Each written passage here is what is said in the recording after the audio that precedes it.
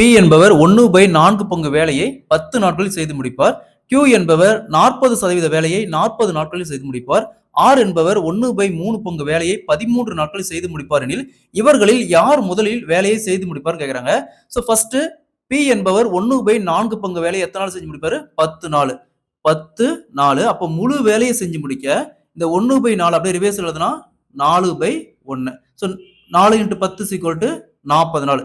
அப்ப P என்பவர் முழு வேலையை செய்து முடிக்க 40 நாள் ஆகும். அடுத்தது Q என்பவர் 40% வேலையை 40 நாட்களில் செய்து முடிப்பார் அப்படிங்கிறாங்க.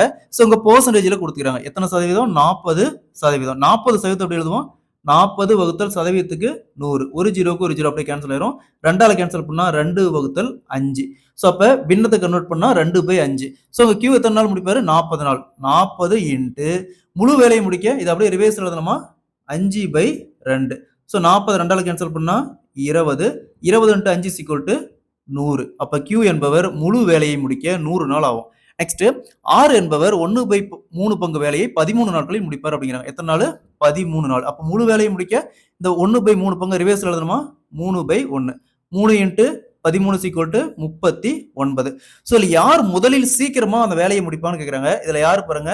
R தான் சீக்கிரமா 39 நாள்லயே முடிச்சிறாரு. அப்ப முதலில் R அந்த வேலையை செய்து முடிப்பார்.